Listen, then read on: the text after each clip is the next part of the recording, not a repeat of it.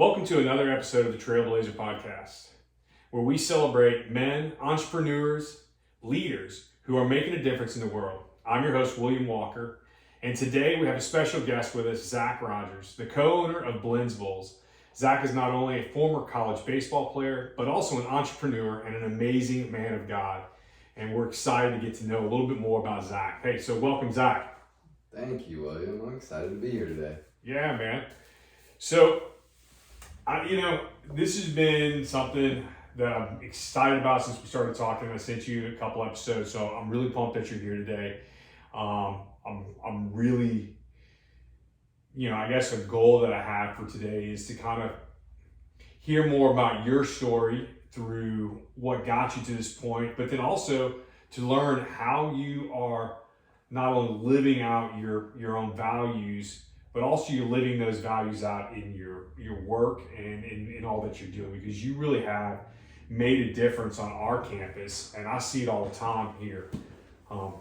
So it's just, I'm excited to kind of hear your story today, man. Yeah, no, it's funny because I think probably a week ago or whatever, when we were either on the phone or in a Zoom call or something like that, you kind of mentioned the idea of doing this, and you kind of prefaced it with, if we had recorded a lot of our conversations in the past, it would be really good to kind of just share our conversations, our ideas, and the topics that we talk about. And I agree, there's a lot of conversations that I have that either whether with you or with other peers or colleagues or coworkers that I wish I could just kind of go back and remember what I said. Because a lot of times I don't ever really realize the importance or the weight of what I say until I've said it 2 or 3 times. So I think this is, for me, this is really cool. I enjoy kind of talking like this and just having conversation with like-minded people. So I think it's gonna be really cool. Yeah, man. And I appreciate that, man. I can't tell you how many times I've actually had that same thought in my head. Man, I just wish I would have hit record while I was talking. I got a good friend of mine in California, and we used to go running all the time together via the phone. And it was just a great way for us to connect and kind of catch up what was going on in our lives, or if there was something we needed to just be there for each other, that we could do on the phone. And every time it happened, it was I really wish we would have recorded this, because it would just been great to go back and reflect on some of the thoughts and the things that we were able to share with each other and the impact that it had. So, well, hey man, before we, as we get into this story and as we start telling you story, I always have to start at the beginning. So let's start diving into that journey. Let's talk about Zac, where you grew up, high school, kind of mom, dad. Let's hear about that side to kind of get the foundation of who Zac is. Yeah, totally. We'll kind of start at the beginning. I mean, I was born and raised where we're recording right now, about 45 minutes down the road, Alexander City, Alabama. And technically not even Alexander City. A lot of times when someone asks, where am I from? I always reference Auburn. And then if someone doesn't, connect with that, I'm always relating to Birmingham. But that's even way out of the past. So if you're familiar with Alabama, it's actually Alexander City. If you're not, it's around the Lake Martin area. And where I was actually raised, my family is actually out in the country county side area. It's called Coosa County. Technically, it's Goodwater city limits. So if you really want to kind of zoom all the way in on the map, you can figure out where it's at. But it's next to nothing, basically. But yeah, I was raised there my entire life. We lived in the same house my entire life. Pretty much my childhood, I have younger brother, younger sister. Both my parents are still married, which is a blessing. But yeah, I mean, my entire childhood was with my brother, with my sister. We were very centered around family, faith. A big part of my childhood was athletics and sports. Before I even got into organized sports, it was always just in the house, in the yard. And then eventually when we started playing competitively, it was t-ball, soccer, basketball, football. And really as I grew older and started developing skills or whatever, I guess I kind of started showing a little bit better athleticism inside of baseball and soccer. Leading into, the school part of athletics, baseball and soccer, you kind of have to make a decision in the state of Alabama. You can't really play both in the same season. So that's where I decided in 7th grade to kind of just go the baseball route. Not really knowing, anything what would happen in the future, and kind of looking back on it, obviously that's the right decision, but the part that athletics played in my life and was really heavily influenced and coach, like my dad was my coach my entire life. So a lot of the hard work, the discipline, a lot of that was instilled in me by my dad. And even just small things, like just the attention to detail, the intention to, honestly, your intention of like why you're doing that and everything was so important. And I think a lot, at the time, when I was a kid, I just didn't realize all of that and realize like how that would play a part in my life like 20 years down the road. But looking back, it's like, God, how cool would it have been to have that perspective? But also sometimes like a 12-year-old with that perspective would be kind of weird. But yeah, athletics was a big part of my childhood. Honestly, outside of athletics, I didn't have much of a childhood. I didn't live in a neighborhood, didn't go over to friends' houses. Like, we lived out in the country. I'm talking like my next door neighbor was a cow. So like I never grew up in that kind of like run down the street to your neighbor, to your best friend's house. The most interaction I ever got with like kids my age was at school and practice. When I went home, we were 10, 15 minutes away from my closest friends, so was not very interworked into the suburban life. But that has a lot of blessings in its own. Like, my family were fortunate to have a lot of property and a lot of land in that Goodwater, Coosa County area. So I grew up hunting, fishing, in the woods, camping, four-wheelers, helping my grandfathers out on the farm, tractors, stuff like that. So you could kind of sum it up to be a good old boys bringing up in Alabama. But yeah, and kind of towards those, like I was mentioning, the middle school years and high school years, I really started getting serious with athletics and baseball. And heading into my senior year of high school, I actually was fortunate to get offered a scholarship to go to the University of Alabama to play baseball. I did actually accept that. I by no means was an Alabama fan before the fact. I was actually kind of grew up and raised an Auburn fan. When I was able to make my own decisions and choices and I knew what I was like rooting for, I became a Florida fan. And then kind of having that background of like, my family's all Auburn fans, I really did want to go to the Auburn University, like my entire, like when I was like, okay, I have the chance to play college athletics, I was like, I want to go to Auburn. And I was recruited by Auburn as well, but the scholarship opportunity was just a lot better at Alabama. And I kind of had in the back of my mind the mindset of, I'm getting blessed with the opportunity to go to school. Otherwise, I probably would not have been able to afford it or went to, community college. So I saw that as an opportunity, like whoever's paying the most of my education, that's where I'm going to go. I realized that as like helping my parents out and, setting myself up for a future success, like not a lot of student loans and everything. So kind of fast forward into like my collegiate experience. Athletics, like you can't beat it. Like I got to go to all over the SEC, different schools. During the summers, got to play in summer leagues in Texas and Florida. It was really exciting. But quickly after, I'm going to be completely honest, after my first outing in baseball in the SEC, I right then and there realized that baseball was not in my future. Pretty much I realized like I went from being a big fish in a small pond in high school to being a very, very, very small fish in a very large pond in college. But it was more about the experience for me and the connections and the networking that I was able to do through athletics. I don't think I ever would have received this opportunity if I didn't play baseball at Alabama, but I had the opportunity to go intern at Nike's headquarters in Portland, Oregon, which was an experience of a lifetime. Just kind of getting experience and exposure into the corporation environment of like, big business and everything like that, and getting to learn marketing and branding from a company like Nike, who is probably the best of the best at what they do. That kind of set me up for a lot of the mindset that I have now going into business with Blenz and every other opportunity that I have. That actually happened before my senior year of college, and We kind of had a couple coaching changes and crazy things that happened within the baseball program my last year. So I actually didn't end up playing my senior year at Alabama. I was actually a normal college student that last year. So what was that? I mean, you just covered a lot, man, and I love it. And I've got to be honest, like I should have wrote down a couple of the questions that came into my mind, but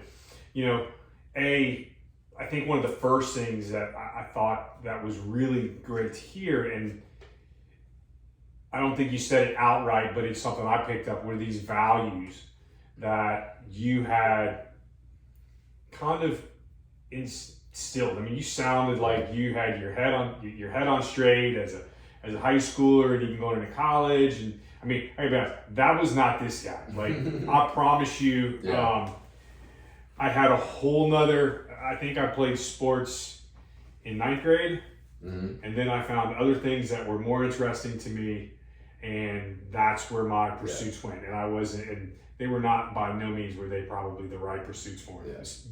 Football would have been probably a better pursuit. But like, where did those values come from you, and how did you, like, was that something you talk about your grandfather and your dad being a coach? I mean, obviously that's probably stressful coaching with your dad, but yeah, I think it originated from really just the way that I was brought up and I was raised. And early on, like when you start kind of coming into your own as a person and you're kind of like getting out of your parents' shadows, I remember like my mom and dad always kind of telling me like how at a very young age I didn't want to be like everyone else. I was a little bit different, not in like a weird way, but like in the time I always felt like an outcast. I wasn't included in things, and that a lot of that had to do with not being raised like inside of a suburb with like right next door to your friends and everything like that. And whether it was the way that I wanted to dress on a baseball field or the way I went about like the way I talked or stuff like that, it was always like small little things of wanting to be a little bit different. And I think a lot of those values came from that because I wasn't always ingrained in a crowd to where I was easily influenced by my peers. So like being kind of not excommunicated, but just like not constantly under influence from others kind of allowed me to kind of form my own thoughts and everything like that. But I definitely think the foundation was laid by my parents. And then kind of like extending, coming from a very small town to the University of Alabama, like for me, and people might laugh at this, but this is like, that was like me getting exposure to like my version of New York City. Yeah. Like I come from a very small town where everyone's like always lived here. Pretty much generations have just stayed here. Then I go to Alabama where I'm in a class with a kid from San Francisco, from Dallas, New York, Chicago, and Miami. And that's as much variety and exposure I've ever had in my life. So I was able to really like open my mind to different viewpoints, different cultures and societies and stuff like that. And kind of like alluding to your question, it just really allowed me to formulate my own values and thoughts and everything like that. But I really do believe like my parents raised me and like laid that foundation. It comes from that influence. At the core of a lot of my values and principles are biblical principles. And that was a huge impact to me when I was being raised as a kid. Like I was raised in the church, I was raised in Sunday school. My grandmother was my Sunday school teacher. So a lot of those values and kind of the way that I carry myself has always been laid by that foundation of grandparents and parents. So it's definitely a generational thing, but yeah. That's cool. I think it really shows, in knowing you and getting to know you now over a year now. Yeah, about a year. Maybe, I don't know exactly. A little over a year, yeah. When you came to Auburn and stuff like that. But something else that I thought that really stood out that I wanted to ask you about was, you talked about how you went from being the big fish in the small sea to being the smallest fish in the big sea. And that had to be a struggle. Yeah. And a real growing point in who you are as a man and as a leader now and as a business owner. How did you do that? What was that like for you walking through that, man? Yeah. And and coming out the other side as well-rounded as you are. Yeah. And I've gotten to know you. So I'm gonna like give my exact experience through it, and I'm gonna try to wrap it all together at the end of just like some logical and practical piece of advice. But I would be lying if I said I didn't have my slip-ups of really, like in college, maybe that first or second year, I was very influenced by my peers because it was like the first, ounce and taste of freedom that I had.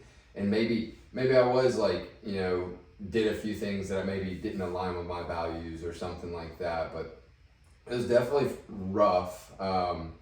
And it was kind of one of those periods where you're trying to really like figure out who your friends are, what lane you belong in, who you actually are.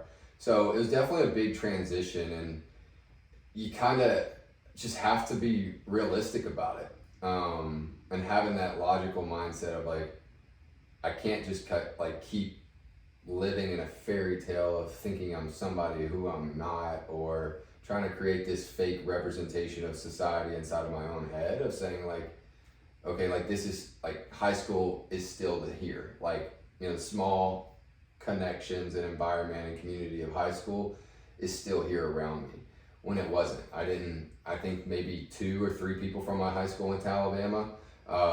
So like, and I barely ever saw any of them during my time there. But I would say one thing that really did help was being with the baseball team. So granted, a lot of us have different values on the baseball team. Like my goals are different from your goals, but for the most part, we're on the same team. It's that brotherhood environment.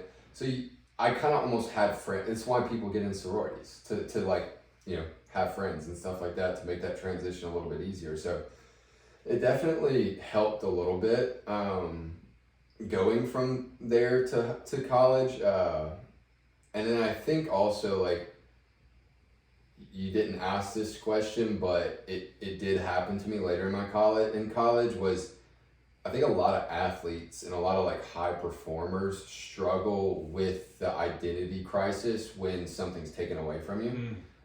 So for me, like at the age of when I stopped playing baseball, I had probably been playing for 15 plus years straight.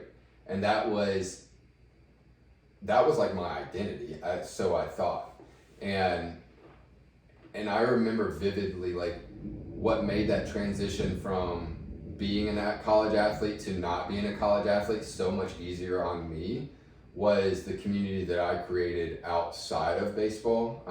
I vividly remember going to a church event one time and seeing how people just acted and talked and carried themselves differently. And I'd never seen that before because I'd been raised in church, but I never saw young people have their own faith. Yeah. And I saw that, and I just remember vividly saying like, I want what that person has.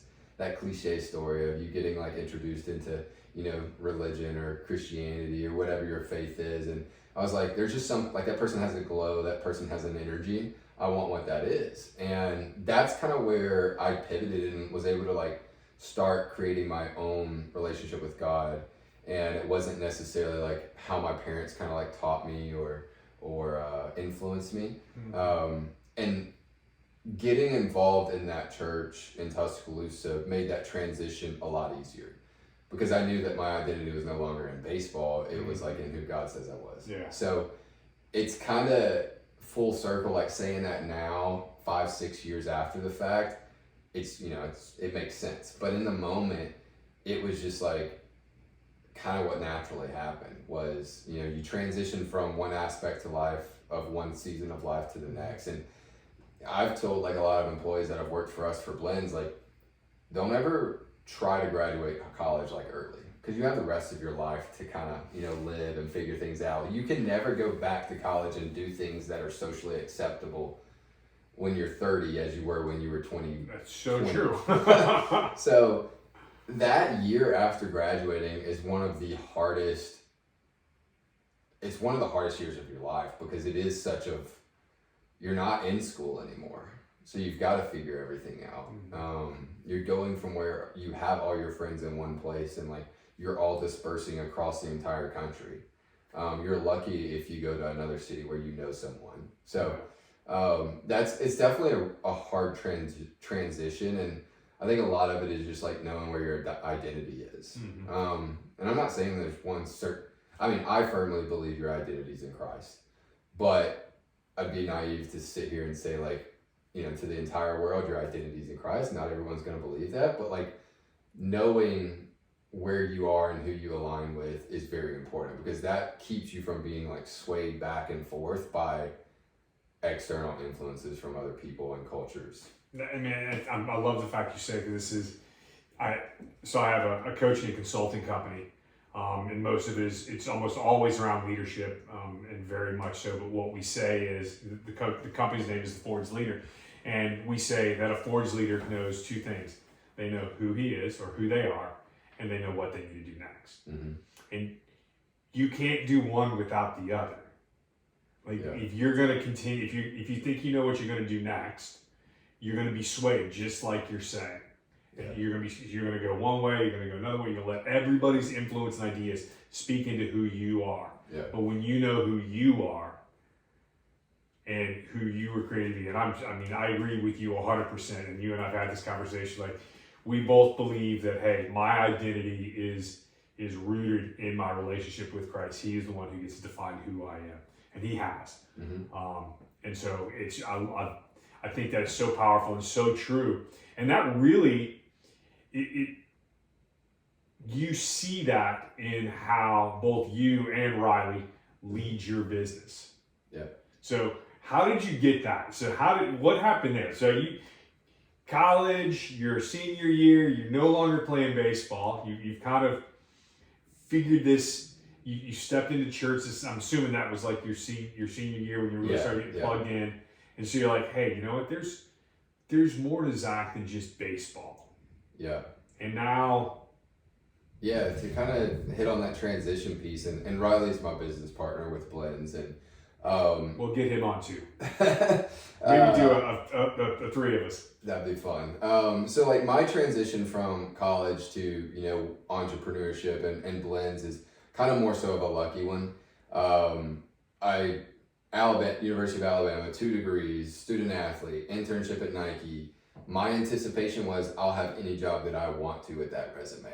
I was very involved with like leadership responsibilities inside of athletics, which, is pretty much a big deal at a big university at Alabama like that. So I was like on my high horse coming out of college. I'm like, I'm going to have my pick of the litter when it comes to jobs. And I think in that moment when I started, down that journey, God was like, hey, hold on, I got something else planned for you. Because I went on interview after interview, and not crazy awesome jobs, like very base entry level sales positions at like, the companies that were hiring 500 college students across the country. So like I had a high percentage chance of getting one in my mind, but God literally was shut. I explain it sometimes of walking in a hallway with multiple doors on each side, and each one is a different path, and God just kept slamming those and shutting those and pushing me down the hallway to the end of it, which I believe is like the path of entrepreneurship. I don't think Blenz is the last thing I'm ever going to do in my life.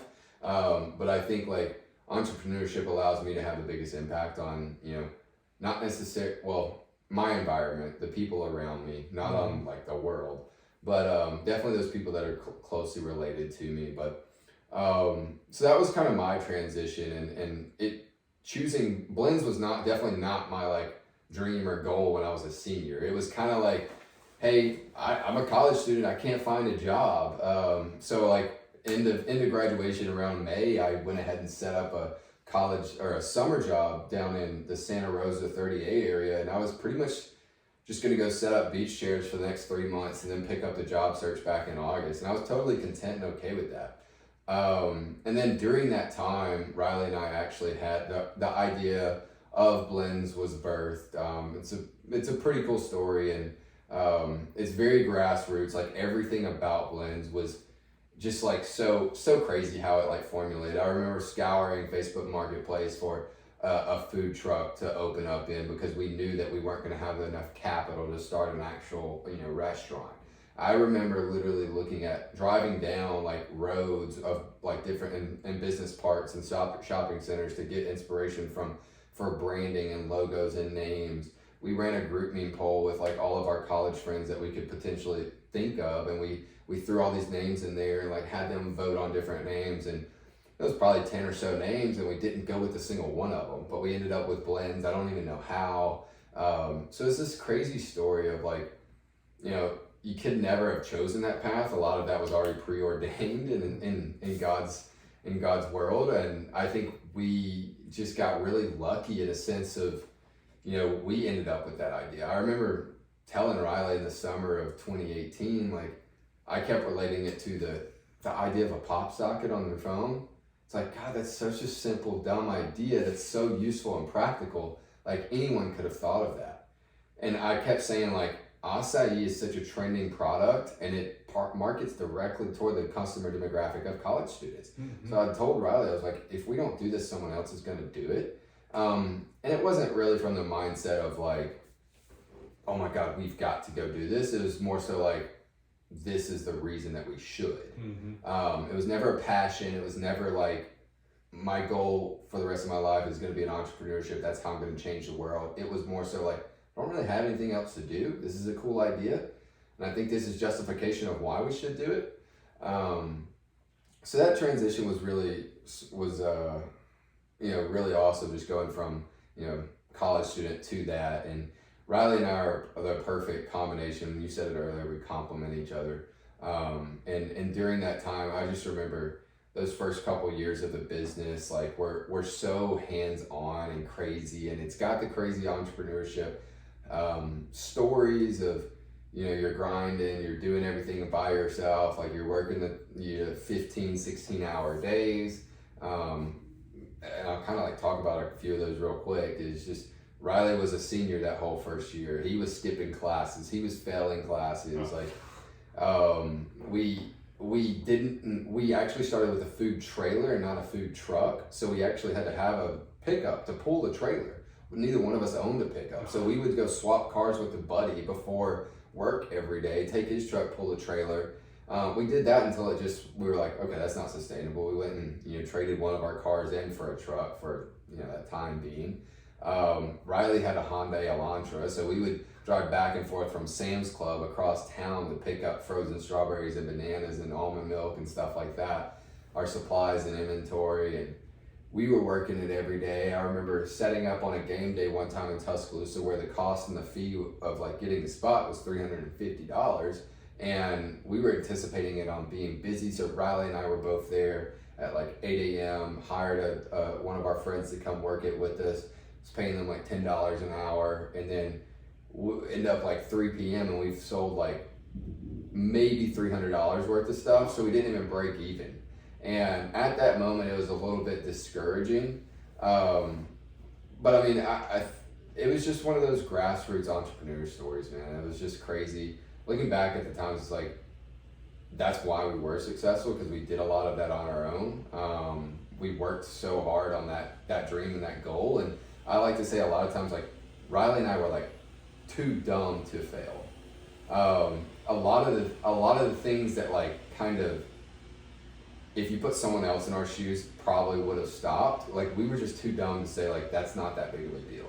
When in hindsight, looking back, like when we talk and share those things with people, like that was really a big deal.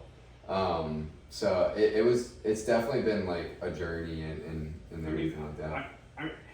It's funny, one of the stories that always resonate, that I love, and so I'm gonna tell it because I think this is a great story, but it's this idea that you guys you're trying to build this business, you buy a house, mm-hmm. right? Yeah. Because you're like, hey, well, we gotta rent it, or we gotta live somewhere. But instead of just living in it like most people would, and hey guys, if anybody hears it, it just started pouring down rain outside. Slide back. That's over there. This whole thing? No, just close the door so it doesn't come out.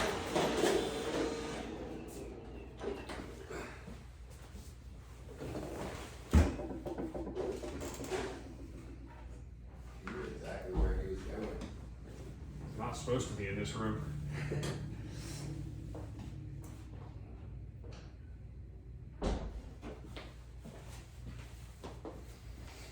But it's a story about how you guys decided to buy a house, mm-hmm. you know, living in it, and then you're like, hey, you know what? we're just working all the time. We're only sleeping here. Let's rent out the other bedrooms, and we'll just set up bunk beds, and we'll just sleep in the bunk beds. Yeah. So here, you told me that, and I'm just picturing two grown men willingly choosing to live in twin bunk beds. I wouldn't call us grown men at the time. We were young boys becoming men, because we were in that prime stage of like, he was actually still in college. I had just graduated college, so we're essentially college kids. That's the time of your life where a lot of people spend that going out partying, like, you know, meeting a lot of different people and everything like that. So we're in that prime time of our life where that's like expected and everything. And we really chose the path less traveled. And it kind of started, honestly, like, we didn't even buy that. It was like us renting an apartment, because like we had that idea in summer of 2018, like a month after I graduated, but Riley's coming back to school that fall, so he had already signed a lease. And then we had the idea to start Blenz like midway through the summer, and I'm like, okay, I gotta be back in Tuscaloosa, but I never signed a lease. So it's like, well, we can just like all live in the same apartment. It was a 2-bedroom apartment. He already had a roommate. So we actually did the bunk beds in his apartment, which was, I'm not gonna lie, it was no bigger than this room right here. We lived in bunk beds for an entire year. He got the bottom bunk the first semester, then I got the bottom bunk the second semester. So we were pretty fair. But that all happened that first year of Blenz, and within that first year we did have not a lot of success, but we had success, and we basically set a very basic sales goal of like, you know, sales per day and sales per week, to say, if we can achieve this and we can fulfill this, like, then it's worth it for us to keep pursuing this. And at the end of year one, we were able to make that decision of like taking what we had made and reinvesting it into a food truck. So no more food trailer. We sold that. We took the money from that and the money that we had made that first year and invested in buying a food truck. I actually bought like an old 1987 food truck from Prattville, Alabama. And it wasn't even a food truck, it was just like an old FedEx van. And we bought that for $3,000. We sent it down to a place in southern Mississippi where almost got in a lawsuit because the job that they did building it out was so sketchy and crappy, and spent a couple $10,000 to $20,000 doing that. So it was like this whole thing of, that's what we did that whole summer. And essentially I'm just alluding to the fact that like all these things, like we kept reinvesting in the business, and we essentially said, okay, our business is here in Tuscaloosa. We're at least going to be here for a little while, so we need somewhere to stay and somewhere to live. And we're like, okay, let's not pay rent anymore. We figured out about the primary residence loan and all this crazy stuff, and we did that and moved into a unit. And like you said, it was actually a new build in 2019 or something, so we found a really good house, and at that time the real estate market was nothing like it is now. So we got a 3-bedroom, 3-bath house that was at a very good deal, and the bedrooms were actually massive. So Riley and I actually were like, okay, what if we continue doing the same thing that we did at the apartment, rent out 2 rooms and pay for the mortgage on the place.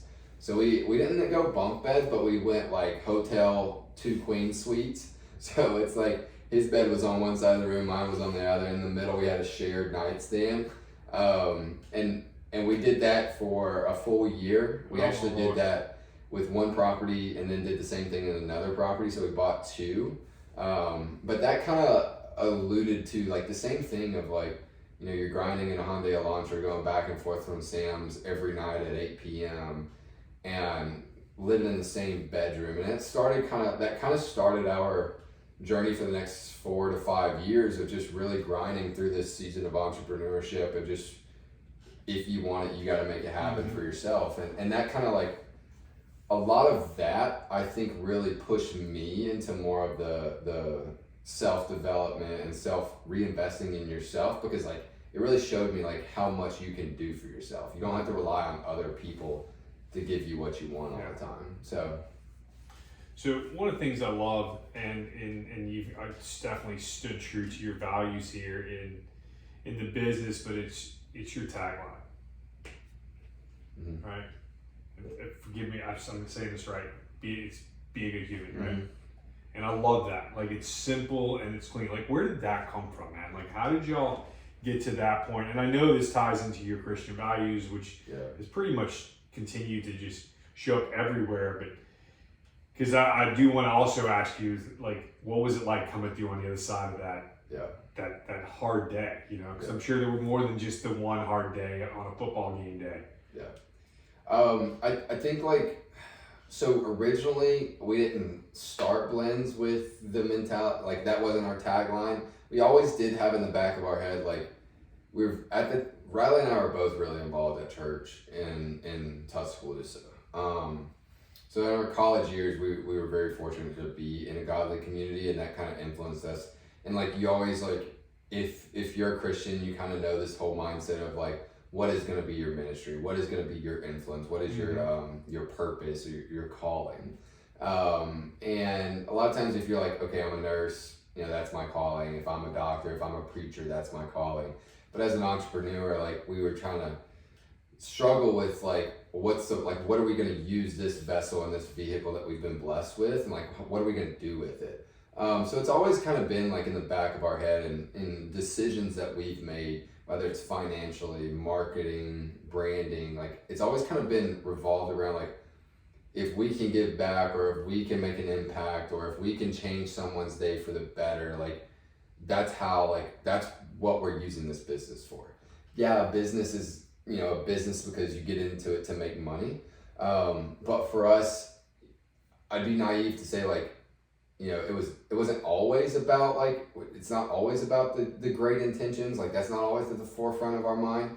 You know, it's taken some development and growing and learning to realize that like, that's truly what we're here for.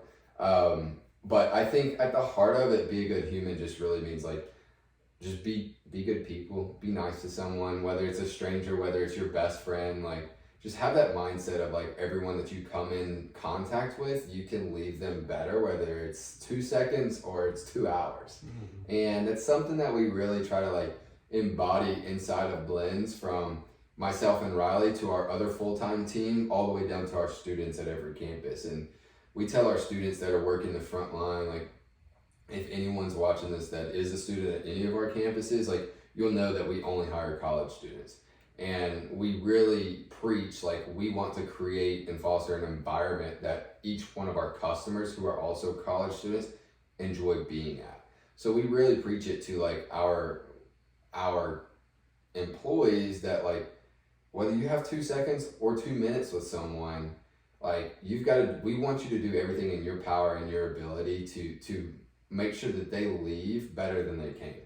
Mm-hmm. So for us, it's just, it kind of like, we want to create this environment that's all focused around just being a good person, whether it's a stranger or whether it's, you know, your best friend. And, you know, and I have to tell you that you guys have done that amazingly. Every time I go to one of your stores, like, that's the experience that I have.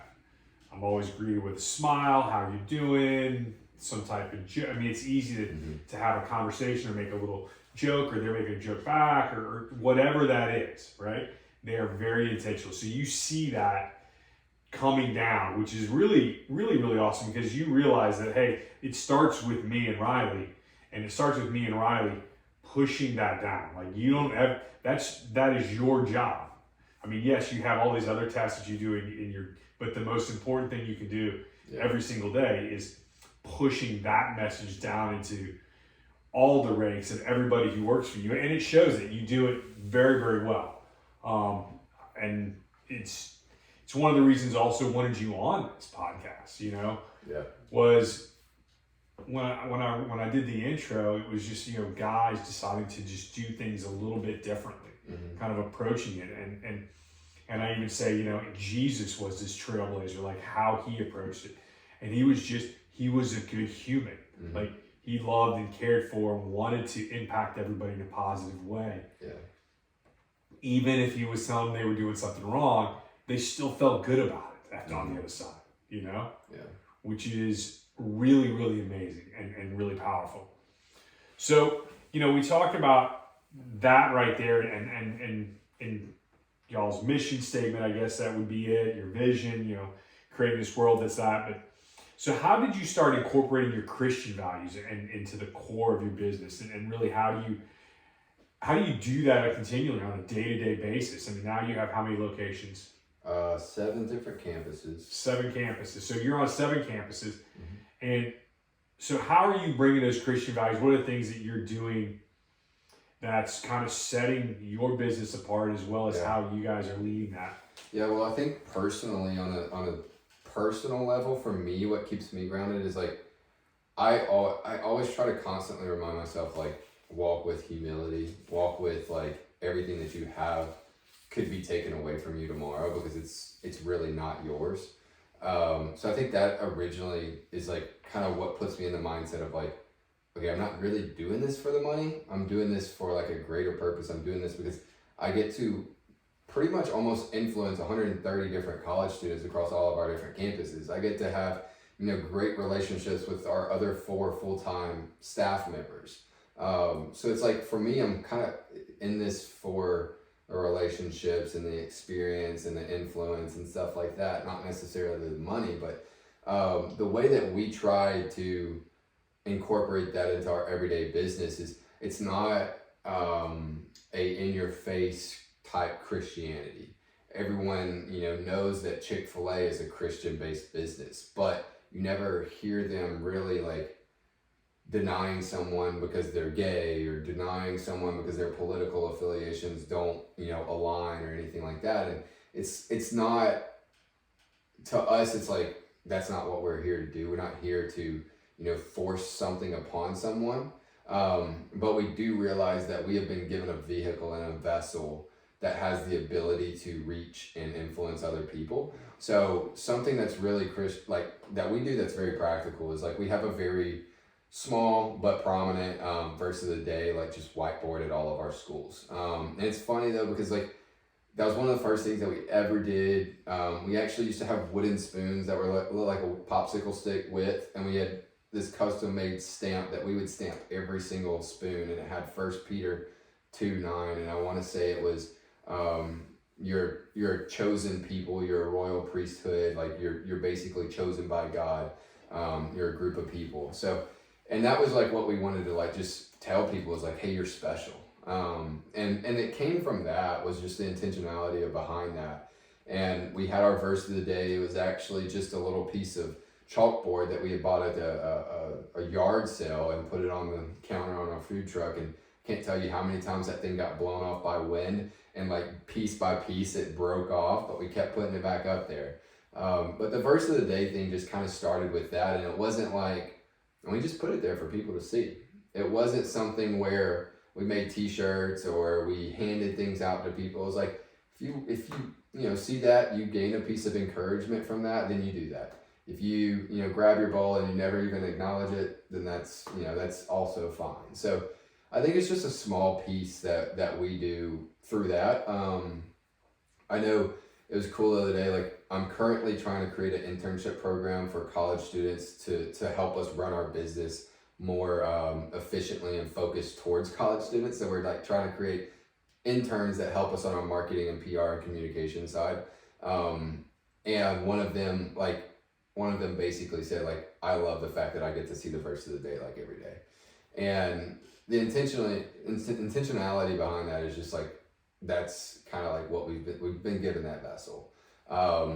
So we do that. We do a couple different, and this isn't really like, affiliated with the church or anything like that, but we partner with an organization called Never Thirst, which in themselves, they are actually a Christian-based business as well. And their goal and mission is to bring clean, healthy water to unreached areas of the earth.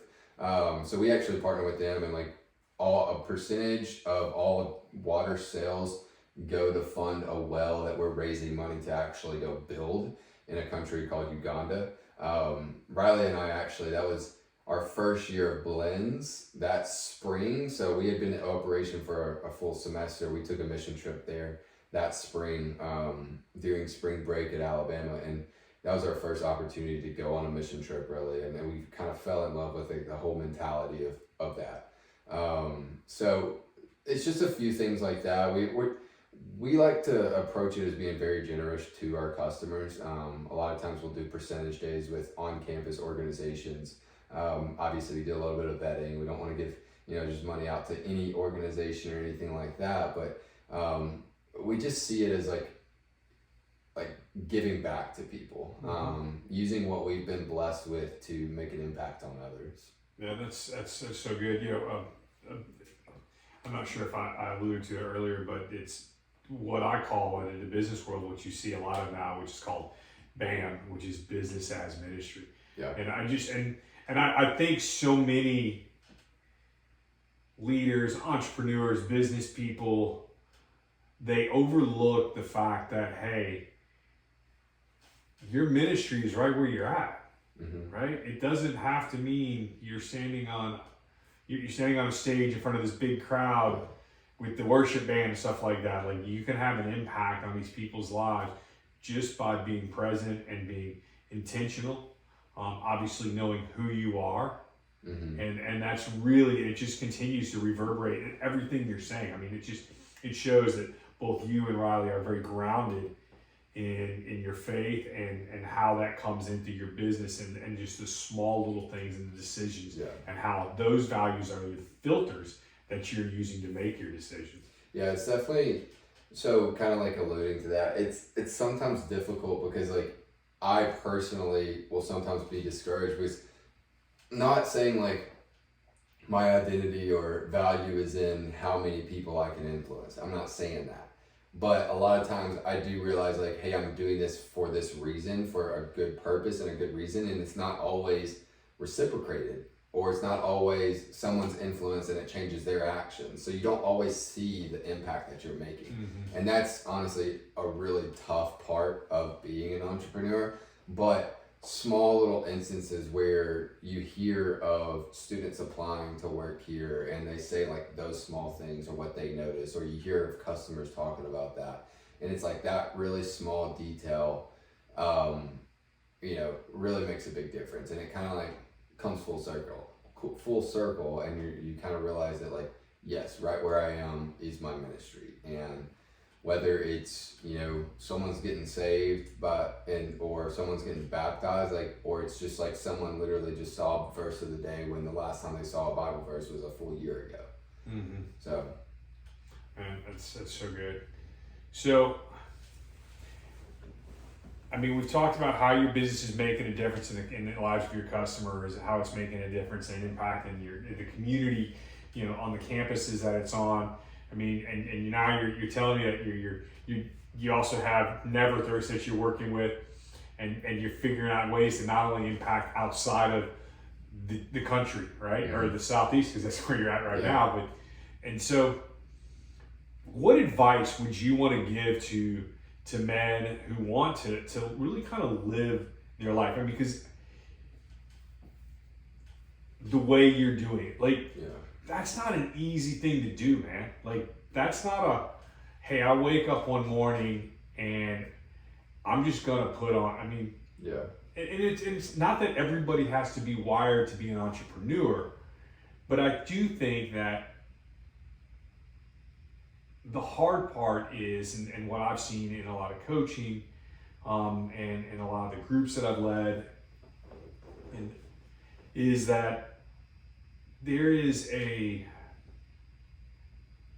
don't want to say a lack of hope, but they think it has to be this some monumentous thing. Like you just kept saying over and over, it was little bitty things that I did.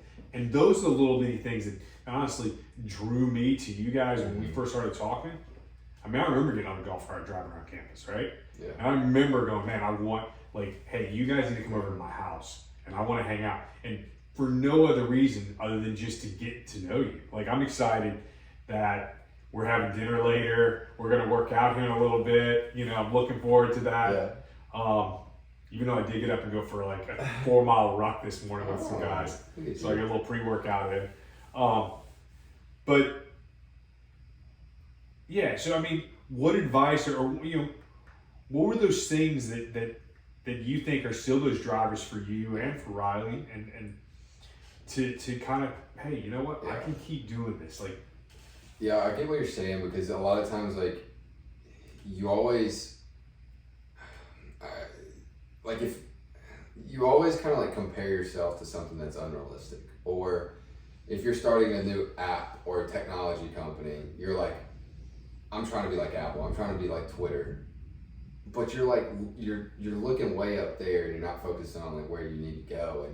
And I think like, I can't speak for Riley, I can speak for myself, but like one of the biggest pieces of advice and things that I've kind of like been very conscious about is just being different. Whether it's like very practical in the sense of like everybody else is going out on a Friday night, don't do that. Stay in, go to sleep early on a Friday night so that you can get up early Saturday morning, and you don't have to go out on a run. You don't have to, go to the gym. Wake up Saturday morning, go on a walk. Wake up Saturday morning, spend time with a loved one. So to me, it's like, you just have to really like challenge yourself to be different, because everybody else, it's easy to be like everybody else. It's easy to do what everyone else is doing. And I think it's just like challenging yourself to be different makes and allows you to push the status quo kind of. So whether it is like, I don't know, I just keep alluding to like when I was younger, like that was kind of always in the back of my mind. Like, I'm different, I want to be different. I don't want to look like everyone else. I don't want to do what everyone else is doing. And I feel like that's really the only way that like you can truly ever, figure out who you are. And I think you mentioned it a second ago, is like you finding that identity is really one of the biggest aspects to advice.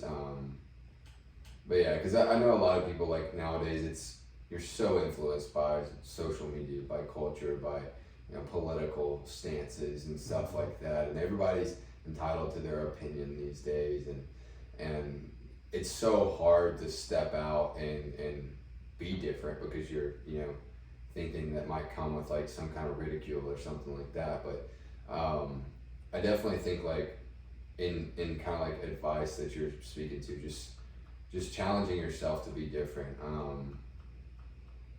Yeah. Yeah, it's something that you said in the middle of all of that, and I liked it because there's two things. One, you said just really understanding and being comfortable with being different, right? Mm-hmm. It's okay. But you also said, like, you don't have to get up and work out every day, or you don't have to get out and grind like that, right? Mm-hmm. But get up and go for a walk. Yeah. And it was one of the things that I had to realize on my journey getting to where I'm at right now. Was like, I'm not gonna be, when I first started working, I started really making it, when God really started working in my life and going, hey, listen, Wade, there's something more that I have planned for you. Mm-hmm. And he started pulling back that curtain and revealing to me and me really seeing my identity, because mine was wrapped up in, hey, I'm a chef. I'm gonna be a superstar chef. And I was getting invited to go cook at events, and I was getting followed on my old Instagram. So, all that stuff, right? All those things were happening, and it was going well. My wife wasn't really happy. My kids weren't really happy. Mm-hmm. I was exhausted all the time. I was pursuing things that were not wrapped up in who God created me to be and my true identity. And it took me realizing that same thing of, hey, I don't have to be the fastest, strongest guy. I just need to go out and do this one thing. And it meant, for me, it honestly started with a journey of a lot of prayer. Yeah. But this journey of fitness for me at one point, because I was not in good shape, and I had a guy, and he was like, well, just start walking. Yeah. And it was like, man, that's never going to get me. That's never going to get my weight off. That's never going to get me fit to go do these things. But it did. Yeah. And now 6 years later, like, you and we can work out, and you can keep up with me.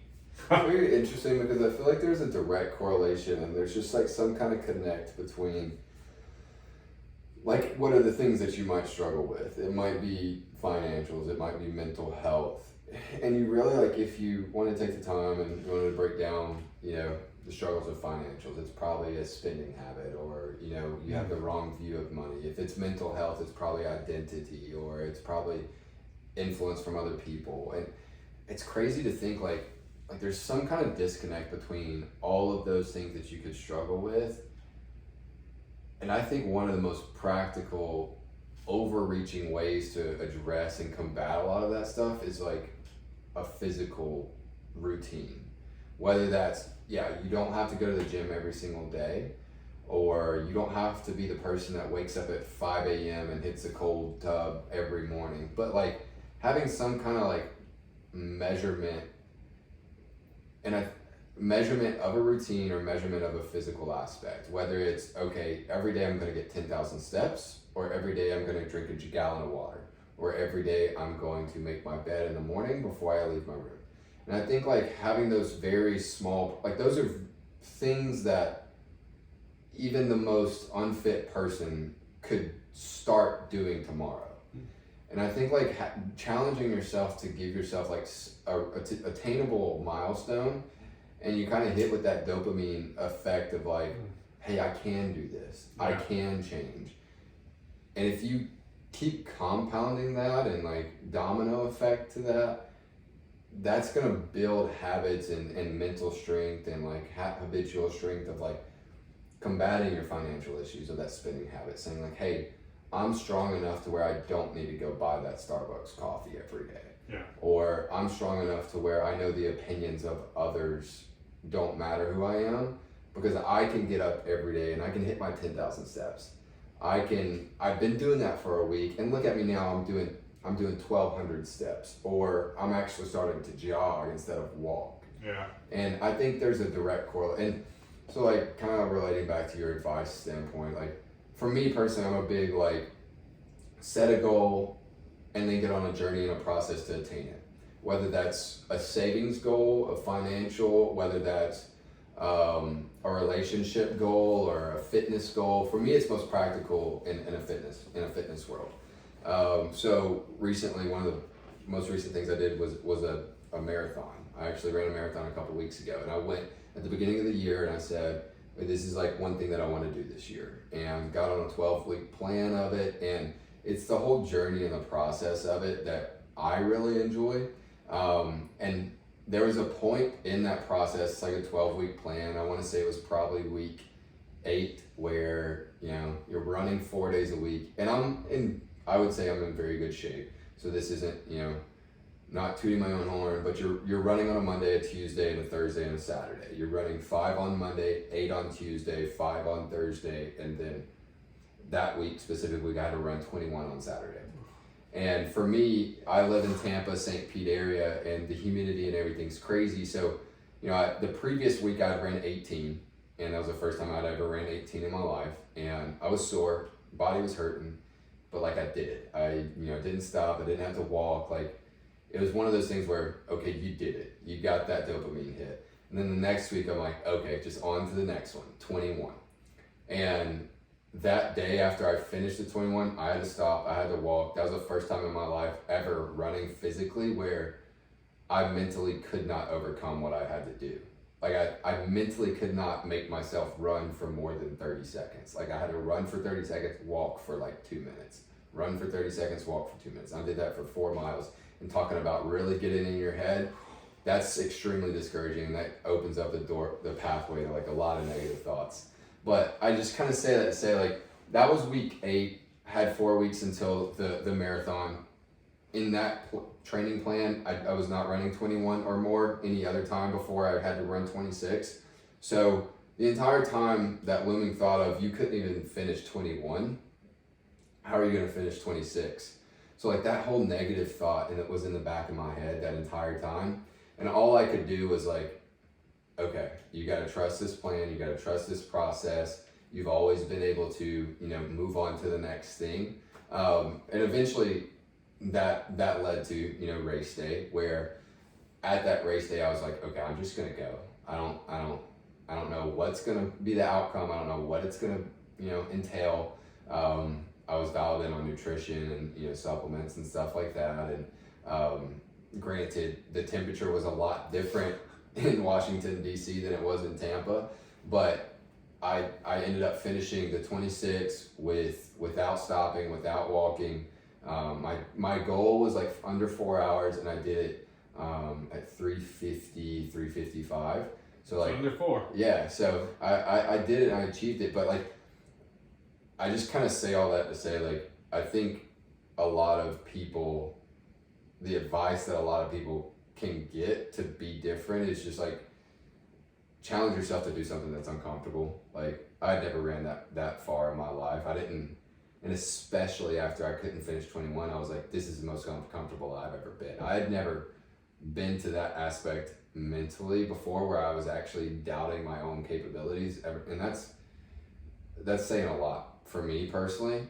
So like, just putting yourself in an uncomfortable situation, but also starting at a very realistic, logical step. Like, if you're someone who has never ran a 5K, or you can't even run 2 minutes straight, like, start with that 10,000 steps, you know, have those slow milestones, because I think ultimately, like, if you're someone who challenges yourself with uncomfortable things, that in itself is very different. The average Joe loves comfortability. So like, if you challenge yourself being uncomfortable, I think that inherently will push you to being different than everyone else. Yeah, I agree. 100%. I mean, there's nothing that you said that I could even start to disagree with. And it's funny, a thought that kept coming in my mind in this was the story of your blackboard, right? Because you said it kept blowing over and getting knocked off, right? How easy would it have been to just toss the thing in the corner? Yeah, that's true. And you didn't. And you were like, you know, there was probably an aggravation. Dang, the thing blew off again. You know, some days it probably blew off 4 or 5 times throughout the day. And you had to go out front and pick it up, or ask someone out front to pick it up. Yeah. And you heard the voice in the back of your head. And just put the thing in the corner. Stop asking. Stop bothering those people. But you didn't, and you strove through it. And now, when you go into your places, it's still a blackboard, but now it's like it's built into your restaurant. It's built into your business. It's part of what it was. And if you would have stopped and just said, hey, you know what? The verse isn't that important. The blackboard's not that important. I'm just gonna sit over in the corner. What would have happened? That's probably, you saying that right there and like picking that out of this entire conversation is probably one of the coolest things I've ever heard. That's not me, man. Well, I've never related that to any part of our story, but hearing you say it is so accurate to like the entire journey of like, you know, my life. And Riley and I have been together in our business partnership for a while, and I think that's very accurate as to how our business has gone as well. But I appreciate you saying that, because that's one of those moments for me where it's like, wow. I mean, it shows to me, it shows who I know when I see Zac. I say this very, very humbly. I mean, and you can see up in the corner, hey, break my heart for what breaks yours. Like, that is my mantra prayer every day. Hey, God, break my heart for what breaks yours. Let me see what you see. And I really feel I've been very fortunate that that's all I can explain it for, has given me a little bit of that vision to where I can look at someone and I can see that. And there are some guys I know that are friends of mine that I get sick because I can feel it.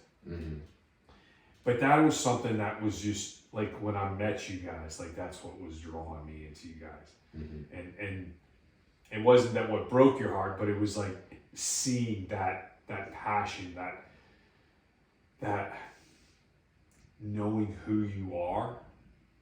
And the cool thing is, I think you even know this, is that it's been a journey, and it's still a journey. Like you're constantly going back and kind of refining that, you know. At Ford's Leader, we have a process we use called the trail markers, and it starts with understanding your purpose and kind of defining that. And I tell everybody this: I hate that question. Like, what is my purpose? It's the wrong one to ask. It is literally the most selfish question you can ask, because it is 100% focused on you. Yeah. So I always ask the question, who are you supposed to serve? Hey, you guys have put it in your thing, be a good human, right? So yes, that's a very big subset, but you've been able to dial that in. But we walk our clients through this process of understanding who they are, what they need to do next, which is, now how do we help them form the strategies, the objectives, and the key results that they need to get to move forward, identifying the right people in their lives, how they're communicating. But then the key to the whole thing is this repeatable process on the backside of what we do. And that's what you've been talking about all morning or afternoon here with me, is how through your life and through your experience, I see you just constantly repeating these things over and over, just like training. Yeah. And you've been able to let God kind of continue to focus in on where you're supposed to go and who you are and what He's got planned for you. And you maintain this place of humility and open hand, which is just like, it gets me excited. You know what I mean? Like, I love it when people ask me about you guys, and I'm able to tell them, like, this is what to do, and this is why without a doubt. So those are some really great things that you shared today. So what is next for Zac and Riley and Blenz? What's going on there? Or hey, what is next with Zac? Yeah. You don't have to get into everything, because I know there's some secret stuff. Yeah. Next for Blenz, like, I don't know. We really feel anointed and called this year to challenge ourselves and put ourselves in an uncomfortable situation. It's funny because, like, I didn't have this plan, but I've kind of, like, equated to being different and being uncomfortable this entire podcast. And earlier this year, I attended like a entrepreneurship business small group, and kind of like that initial gathering, which was like, the hype gathering. It's like the first one, everyone goes to it, and their big thing was like, God wants to bless you, and He wants to bless you more than you can imagine. And I just really felt like that was God speaking to me and to Blenz, because ultimately, not in a selfish way, but the more that we can grow, the more impact we can have. And I really think that, like, internally in entrepreneurship with Riley and I, we have been really successful when we put ourselves in a corner, and the only way out is forward. And I think, like, challenging ourselves with something that makes us uncomfortable is the best way that we're going to be able to grow this year. So really setting, like, honestly, what could be looked at as unattainable goals, and just saying, like, hey, we want to grow 10x this year, when that will be, double what we've already done in the past 4. So that's what's next for Blenz is, we're really trying to grow that. We actually have 3 campuses that we are actually launching in August, which the most that we've ever done is 2 in one semester. So we're hoping and praying for that everything goes well. For me personally, I mean, just kind of sticking to that routine, man. That's one of the, it's not a, I heard someone say it, I don't know who it was, it might have been, I don't know who it was, but they said they want to live a ordinary, boring life. And to me, what that meant was, like, those things every day that or that's in your routine, and that's what's going to create your foundation. That's the most valuable parts of my life to me.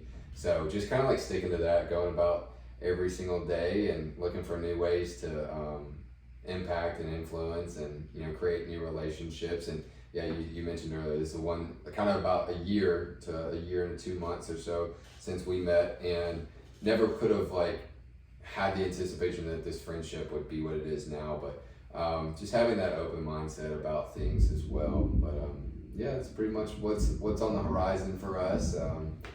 But yeah. Any big challenges, new races or anything like that coming up?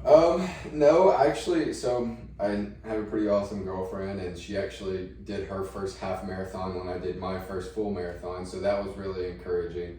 I was super stoked for her. That was awesome.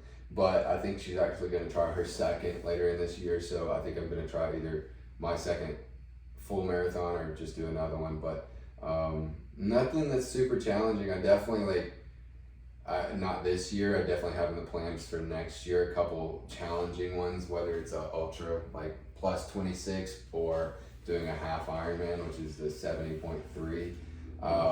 So definitely, like, to me, and that's not for everyone, you know, the physical challenge of yourself really allows me to sharpen my mind and everything whenever I go through that. But I love the process of it. I don't, you know, it's not about the destination, it's about the journey, it's about the process. Yeah. Like, but I really feel more connected to that than ever during like kind of a race, an endurance, a fitness goal and journey.